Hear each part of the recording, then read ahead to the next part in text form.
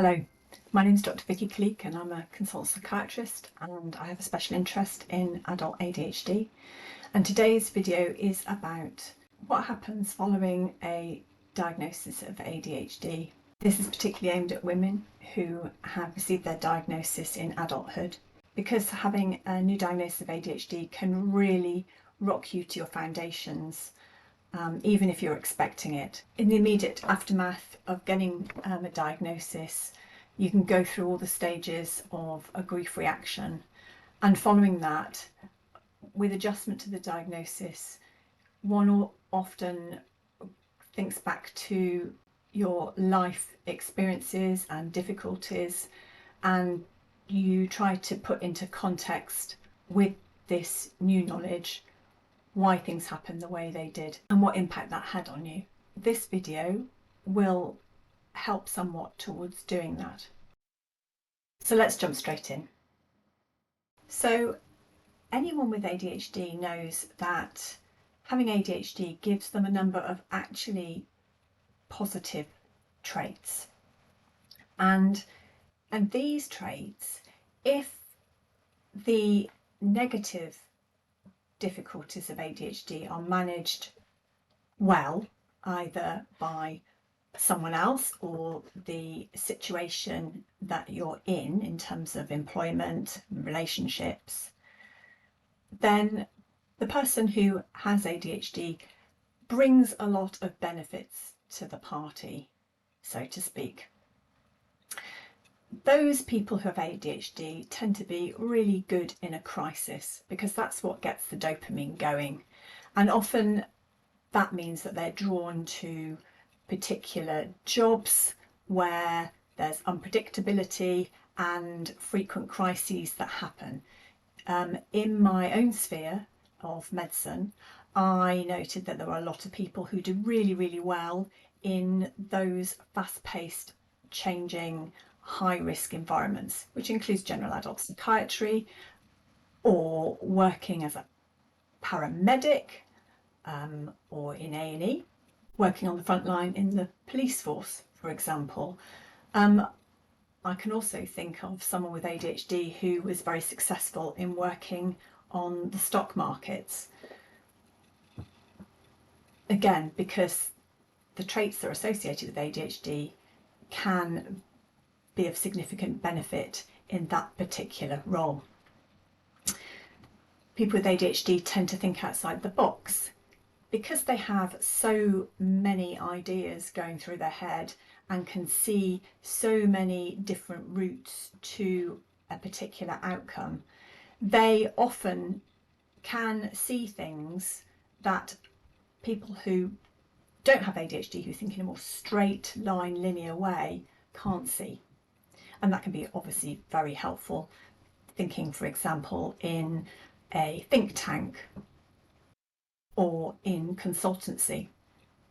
People with ADHD are super creative, and that's related, I think, to the ability to think outside the box.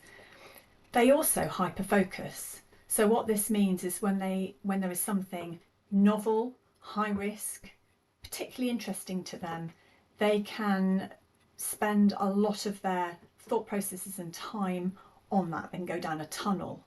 Now, this is very different from those people who've got autism, because the hyper-focus is often short-lived.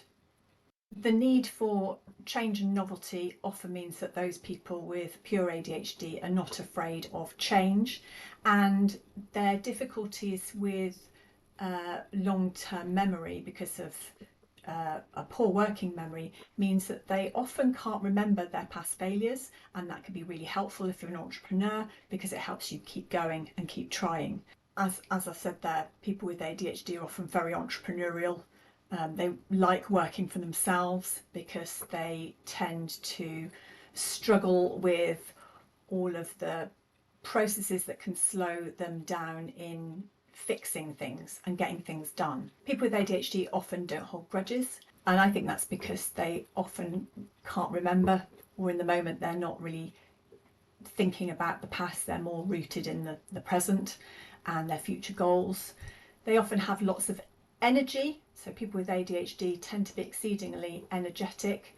They're Duracell bunnies, they keep going. And so if you can harness that in the right way for an employer, that can be incredibly beneficial. And when you've got a person with ADHD who's super interested in what they do and they're allowed to just get on with it, they're often extremely passionate and enthusiastic. And that can be, again, of great benefit to other people and in the workplace. So I've spoken with a lot of patients who've got ADHD following their diagnosis. And as I've mentioned before, once a diagnosis is made and the person knows a little bit more about ADHD and how that may have impacted them both in the past and currently, they can start to wonder, well, who am I underneath this ADHD? Because often the ADHD has slapped them with a number of labels, both imposed externally by other people, but also by their experiences, in giving themselves labels. And so they start wondering, well, who am I underneath this? What's left? And that can feel extremely discombobulating. It will make the foundations you thought you were on very rocky. And those foundations need to be built up again. And hopefully through things such as this video and reflecting on your past experiences, using my coaching workbook that's freely available on my website, drvickycleek.co.uk, then you can help yourself to figure out who you are underneath and what is left. I think it's really worth thinking about the typical labels that people with ADHD get given and matching them with common difficulties that those with ADHD often experience. So if somebody's always late, never on time, that's probably because of the underlying difficulties with time management and time blindness, which is really common with ADHD. And that occurs because the person with ADHD thinks there's more time, think that time goes more slowly, and there are underlying biological reasons for this which are particularly interesting, but I'm not going to go into them now. But they think that they can fit more tasks into a period of time than they actually can, or that they get sidetracked when they just do one task that they think is going to take 5 minutes, but it ends up being sidetracked by other tasks which take longer than that. So they're often running late. They tend to leave things to the very last minute because of procrastination. Other labels being angry, irritable, mercurial, passionate, that's often related to an underlying difficulty with emotional regulation, which again, although that's not part of the ADHD criteria, is really common in those with ADHD. That emotional change is often very intensely felt. To other people it can seem quite extreme to the environment they're in, but it's usually quite short-lived. So for the person, the individual with the ADHD, often they've moved on from it once it's over, but for everyone else it can leave an impact and sometimes wreckage. Being uncaring, careless, hopeless, often that's due to an underlying poor working memory and lack of attention in how other people are feeling or what's happening around them. Having difficulties with your ability to attend to things, being inattentive, can come across as selfish, uncaring and careless because you've perhaps not listened to or heard what other people have said to you because you're too busy thinking about what you're going to cook this evening or something you've not done that you need to do. The general disorganisation that is associated with ADHD, where people feel very overwhelmed by having too many tasks to do or being given an extra task that they haven't really accounted for, can lead them to be perceived as scatty.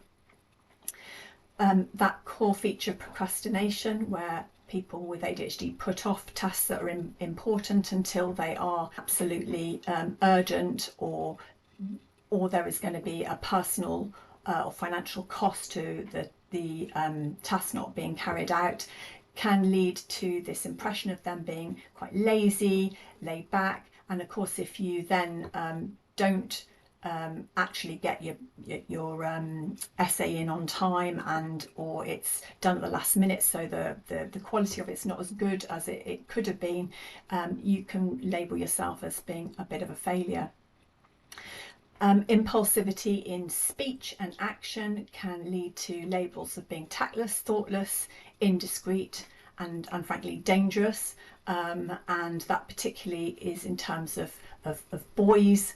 When I take histories from men and ask them about how often they went to see their GP or were in A&E because of their general overactivity and impulsivity, it's often more than somebody without ADHD. And again, that sort of general overactivity, which can be mental overactivity as well as physical overactivity, can lead others to see you as quite exhausting, irritating, and very energetic. And of course, that might be a bonus for some people in some jobs, but for others, for example, if you're a young girl wanting to make friendships, if you're seen as exhausting and irritating, then that can exclude you from friendship groups and can have real consequences in terms of how you feel about yourself and your mental health. Now, those people who are successful with ADHD have often used their deficits, if you like, as a double-edged sword. This is about reframing a negative trait into something positive, again, either because of how you're going to use it or the environment you're in. So someone who's hyperactive and restless can be seen as quite energetic. Someone who's intrusive with their questioning can be seen as actually eager and interested. Somebody who can't stay on point could be seen as somebody who sees connections that other people don't see. Being forgetful could be reframed as professor character as somebody who's got more important things to do and doesn't need to manage the sweat the small stuff, if you like. Being disorganized can be reframed as being much more spontaneous. Being stubborn can be seen as someone who's persistent and won't give up. Being inconsistent can be reframed as someone who shows flashes of brilliance. Someone who's moody could be reframed as being much more sensitive, and impulsive can be again reframed as being more creative. So now it's time for you to reflect on your own situation and your past. Given everything you've heard today, what labels might have been given to you by others, and how did that make you feel? And were there any changes that happened as a result of that? If you failed at something, did it mean you tried harder, or did it mean you gave up, for example? What labels might you have given yourself that were perhaps not to do with you, but were part of the ADHD? And can these difficulties be reframed and or used as a benefit rather than as a negative? So who is underneath all of those labels, and how can you find that out? Well, one of the ways of discovering it is to spend some time reflecting on what your underlying values are. So values are things that are core beliefs to an individual that they wish to live their life to.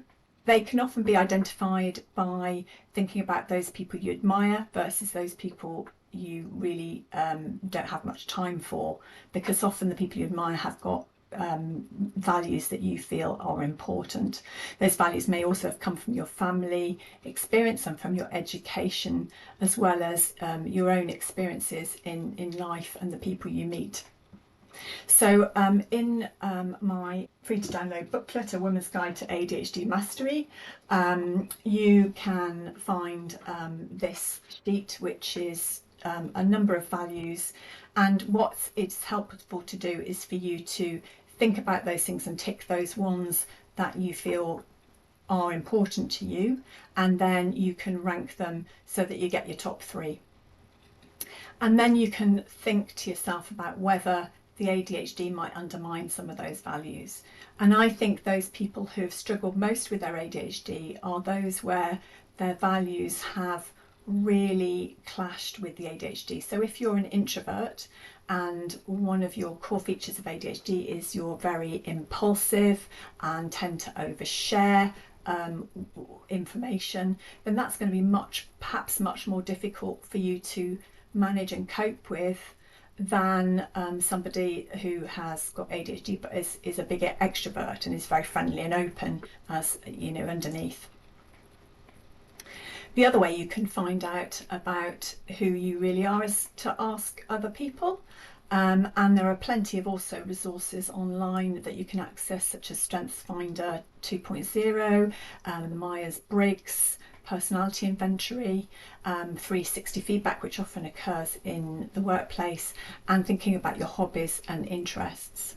So once you have got some of these labels taken off you that you feel do not relate to you, they're more about your ADHD, and you've thought long and hard about your own core beliefs and perhaps your values, you can then fill out this bit to think about who you are, what your values and personality traits are without the ADHD.